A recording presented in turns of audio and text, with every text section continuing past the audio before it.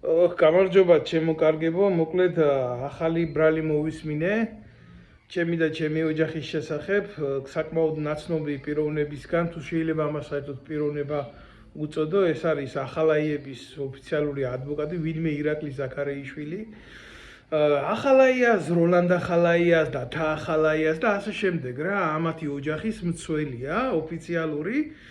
რამდენად ადვოკატია ვერ გეტყვით, იმიტომ რომ ადვოკატთა ასოციაციაშიც აგენტად იყო ჩანერგილი და არასასურველ ხალხს იქ საჩივრებს უწევდა და ცუდ საქმეებს აკეთებდა ძალიან არა ვარ პირველი ადამიანი, ვისაც ის მიზანში იღებს, მაგრამ სხვათა შორის არ მიგვირს, ახლა დღეს ჭირდებათ და იყენებენ ამას. ბრალდებები მაგისი ახლავე გაგაცნობთ რა, ზოგად მაგის ბრალდებებს ცხონებულ მამაჩემს ეხება განათლოს ის იმიერში ღმერთმა.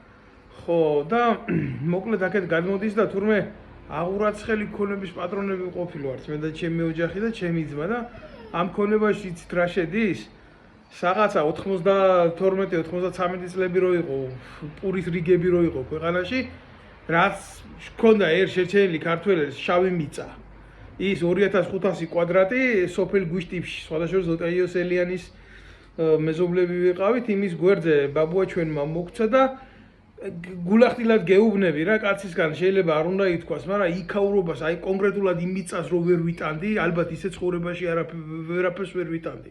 იმიტომ რომ იმ ასაკში ვიყავი, როცა ბავშვს მეტი სიამოვნება, მეტი თამაში უნდა მიეღო რა ყველაფრისგან და გეოლოგების მიერ მოწამული მიწა იყო, არაფერი არ მოდიოდა და გვამუშავებდა მე და ჩემს ძმას, დედა ჩვენი ისე გვამუშავებდა დღესაც ზურგის პრობლემა რომ აქვს, აი მაგისგან მაქვს ბავშვობაში რომ ამხელა ტვირთი მაქვს მიღებული ფიზიკური და მე მზეში ნამუშევრები რო ჩავდიოდი თხავს ირონიულად ზოგი იმას ამბობდა რომ თქვენო ზღვაზე იყავით, ისეთი დამწვრები ვიყავით იმაში ნამუშევარი რა ქვია ზაფხულში. ამას გვამადლის მოკლედ ირაკლი ზაქარეიშვილი და გვიძახის რომ თურმე დიდი ქონება გქონია მთელ ნაციონალურ მოძრაობას, ახალაიებს და მის დამკვეთ მამუკია მდინარაძეს, ახალაიების ყოველ პროკურორს ვაჩუქებთ მაგ მიწას და სამარეთ შეუძლიათ გამოიყენონ მაგათი დედაშევეცი მე.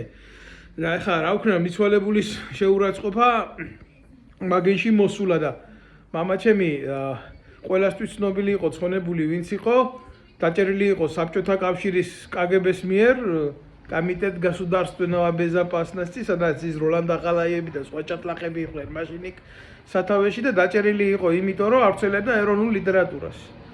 და ახლა ინვალიდი კაცისგან მეტი მხარდადგომა უნდა ქონოდა ეროვნულ მოძრაობას და ჩასვეს ამიტომ ციხეში. რა ვიცი, დაახლოებით რამოდენიმე 1000 სანოტარო აქტი გადაუმოწმეს და რო ვერაფერი ვერ უნახეს. ერთ-ერთი რაღაცა რაც მახსოვს, სალამდე ზვიად გამსახურდია მოვიდოდა და მერაბ კოსტავა და ბაზიდია გაიმარჯვებდა და მისი რეაბილიტაცია მოხდებოდა ციხიდან გამოშვება, ხო?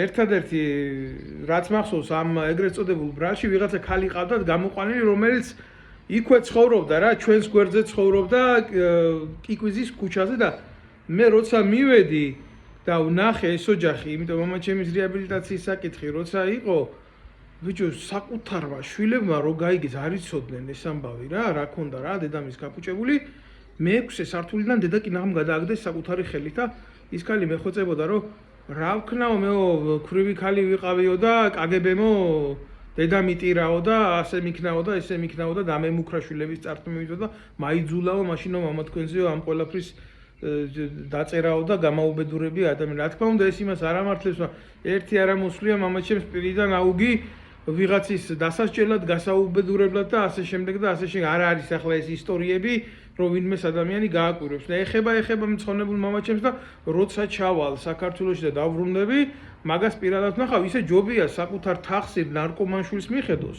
იქ წამლის ბარიგობისთვის რო ჩაუსვა ქართულმა ოცნებამ ციხეში და დღეს გაიხადა ჩმორად, იმიტომ რომ იმედი აქვს, თუ ახლა მე რო შემაგინებს ეს ხო, მამუკია მდინარაძე მიშვილს გამოუშვებს ციხიდან, ჩემყლის გამოუშვებენ შვილს ციხიდან, იმიტომ რომ ჯერ კიდე საქმე სჭირდები, ბევრი ადამიანი და ბევრი პატიოსანი ადამიანი უნდა აგინო. ეხლა რა ვიცი, ცოტა სხვანაირად არის კიდე საქმე, ამის შესახებ ცალკე ბლოგს გავაკეთებ, მაგრამ ამბობს რომ მე არა ვარ პოლიტიკური დევნილი თურმე რა, საქართველოში როდესაც ჩემი ძმა მას დაუკავშირდა, როცა მე საფრანგეთში ვიყავი წამოსული, არ არისო შენი ძმა პოლიტიკური დევნილი. აი გამოგიტან პასპორტს და განახებ, რომ აღიარებული ვარ საფრანგეთის რესპუბლიკის მიერ და საქართველოში რომ ჩამოვალ, ხო? აი ასაც პასპორტს უძახით, იმ პასპორტს ჩაგიდებ პირდაპირ პირში, შენ და შენ გამსდელ, შენი დედა შევეცი. ხო და ამავდროულად ირაკლი მილაძე კარგად აღნიშნა იმ ადამიანმა, ჩემ ინტერვიუც მომცა აგერ, აი ეს ნაბიჯვარი, ეს პედოფილი რა, სრულიად სიტყვის მნიშვნელობით ბავშვებს თავაზობდა შეტყუებას ოთახში და სექსუალურ შინაარსის ისინი ქონდა, რა ქვია. არ მინდა ხა გავაგრძელო იმ კაცმა ილაპარაკა ამის შესახებ რა. ერთი სიტყვით რა არის, იცი? მე აქედან ხა ამ როჟას რო გავეკიდო და ამ რაღაცები უთხრა ცოტა არ იყოს გამეცინება რა. ყველამ კარგად იცის ბიძია თქვენი ქონება, ქოცების ქონება. მარტო აი მინისტრები ყავდათ იმნაირი არ დაუკლია ტომოგრაფიის აპარატიდან დაწყებული თავდაცვის სამინისტროს ქურდობით რაც იყო საქურდალი. და იმაზე არაფერს არ ვამბობ, ვინც დაიჭირეთ და ვინც არ დაიჭირეთ ის იზორია ეგერ გიზით კიდე. ერთი ჭანჭიკი რო არის პედალი კარების იმაში რომ $500 აქვს მარტო გადახდილი. არ მინდა გავაგრძელებ, მაგ კიდე სხვა თემა არის საუბრის და მაგას კიდე ცალკე შევეხები და ამ პედოფილს, ამ ყველაზე უზრდელ ადამიანს, რომელიც ვაჭრობს აბსოლუტურად ყველაფრით რაც გააჩნია. მინდა უთხრა რომ იმ მამუკიამ დინარაძეს ფსევდოგენერალს, იმ ქართული ოცნების ვირთხებს, ესენია, ესე მარტივად ვერ გააპრავებენ. აგერა ვარ მე, აგერ არის რაც გამაჩნია, მამაჩემის მკვიდრი სახლის არა გვაქვს ჩვენ ძმებს გაფორმებული.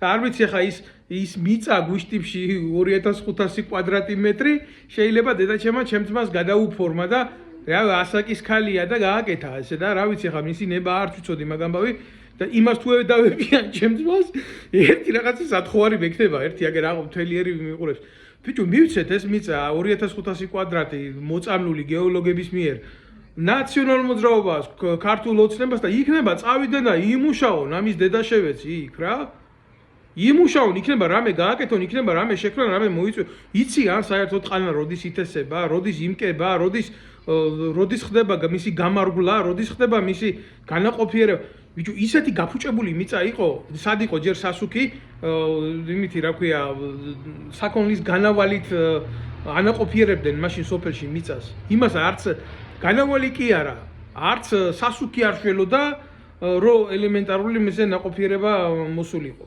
და წამებაში და წვალებაში და შრომაში და საკუთარ ოფისში გამოვედით და გამოვედით მე და ჩემი ძმა და არავისი არაფერი არ მოგვიპარია არასდროს და ეს ახვარი გამოდის და თურმე ქონება მქონია სასწაული შენი დედა შევეცი თუ ჩემი ქონება არ ნახო არ გამოიტანო არ დადო და მე გადადიეგე და მამუკიამ დინარაძის ქონება გამოიტანა 6 თვეში რომ გენერალ-მაიორი გახდა უცებ ასე ხელის გაქროთ ბიჭო ქონება ნეტავი კი მქონდეს ქონება პატიოსანი შრომით მოპოვებული და ვინც დამალოს იმის დედაც მომტყან დავით ნემსაძის სახელით ვამბობ პირადად მე ამას აი ესეა და დანარჩენი ახლა კიდე დავბრუნდები და ვილაპარაკებთ მაგ თემაზე იმიტომ რომ ვერანაირი ზაქარაიშვილი ამ თემას ვერ გააჩერებს რაც დაწყებულია რა იძულებული გამხადეთ ომისთვის ომი იქნება ბოლომდე რა იმ ნაბოზრებს მიხედეთ იქ ივანიშვილის შვილებს ერთს მეორეს მესამეს და მეოთხეს თქვენ დედას შევეცი პირში